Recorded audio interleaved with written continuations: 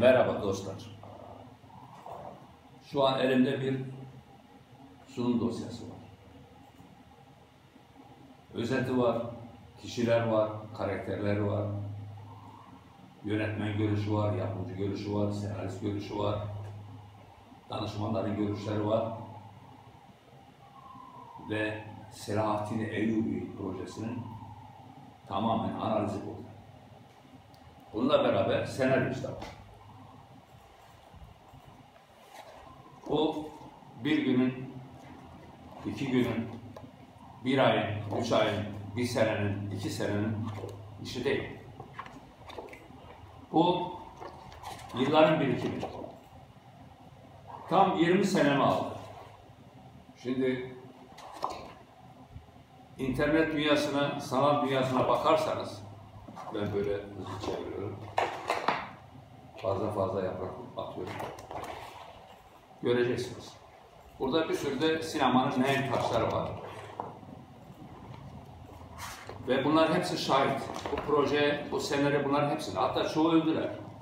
Allah rahmet eylesin. Örneğin Fatma Girik var, Cüneyt Arkın var. Projede yer alanlar. Ve o kadar eski bir proje ki kopmalar da var.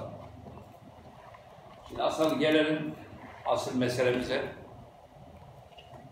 Burada tabii ki bu senaryo yalnız benimle yazılmadı. Çok değerli senaristler, yazarlar var. Çok değerli tarihçiler var. Biz tarihin tekerrür ettiğini düşünüyoruz. Biz tarihi güneşle sıvamadık.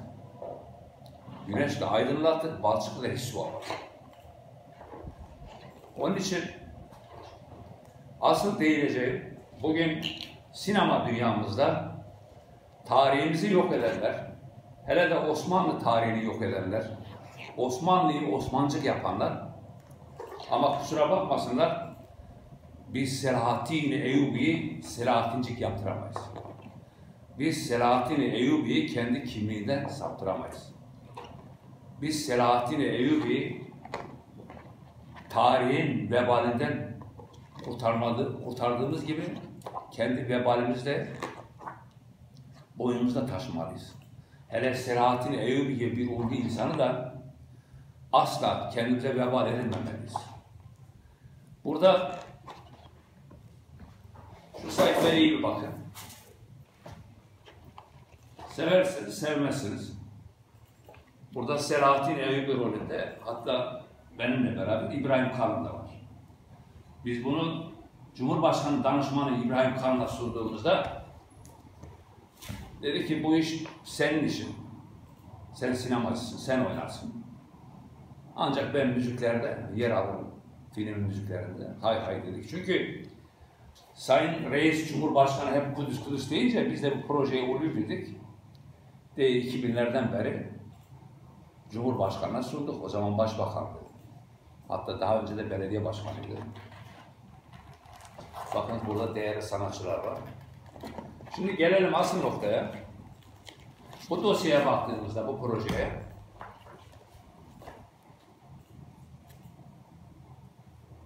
Turgut Özal bu projeyi çizen ve şurada kendi imzasını taşıyor. 2016 tarihli. Bunlar hep kanıt. Şimdi bu projeyi Türkiye Cumhuriyeti'nin Kültür Bakanlığı zamanında Nebi Avcı ona sunmuşuz. Zamanında TRT sorumlusu Bülent Arıç'a sunmuşuz. Ondan sonra gelen Numan Kurtulmuş yine TRT'den sorumluydu, ona sunmuşuz. Ve bu dosya, bu proje senaryoyla beraber onlardan var. Ve ayrıca zamanın TRT Genel Müdürü İbrahim Şahin'e sunmuşuz. TRT'nin dosyasında var. TRT'nin dosyası sunum yapmışız. Bugün bizim sayfalarımızın saklıdır, hep belgelidir. Ayrıca noterde tasdiklidir. Selahattin Eyyubi'yi TRT'yi arkasına alarak, Pakistanlıları da kandırarak bu ulvi projeyi diziye dönüştürüyorlar. Asıl amaçları nedir? Amaçları Selahattin Eyyubi değil. Nasıl ki Osmanlı'yı Osmancık yaptılar, Selahattin Eyyubi'nin de gerçek kimliğini, gerçek karakterini, gerçek kişiliğini kendilerine yormak. Yani ulvi komutan Selahattin Eyyubi Kürttür. Kürt anadan, Kürt babadandır. Türkleştirmek, ırkçılık üzerine gidiyorlar. Biz bu oyuna gelmeyeceğiz. Biz bu oyuna Selahattin Eyyubi getirmeyeceğiz. Ben tam 20 senedir bugün, hatta 21 senedir bu proje üzerine çalışıyorum. Açık, net söylüyorum.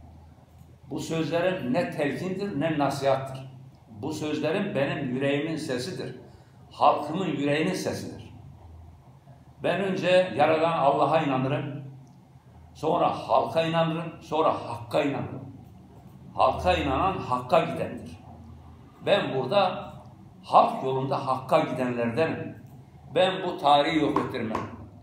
TRT'yi arkasına almışlar, Pakistan'ı yanlarına almışlar, büyük parayla filmi çekeceklerine inanmışlar, start verecekler. Ben de Gani Rüzgar Şavataysam ben size yedirmem. Ben Selahattin Eyyubi'yi tarihinden saptırmam. Kimliğinden size ödün verdirmem. Ancak benim cesedimi çiğnersiniz, filmi çekersiniz. Beni iyi dinleyin, kulaklarınızı iyi açın. Bunlar hem size nasihattır hem de telkindir. Ne sayarsanız sayın. Sakın ola ki sakın.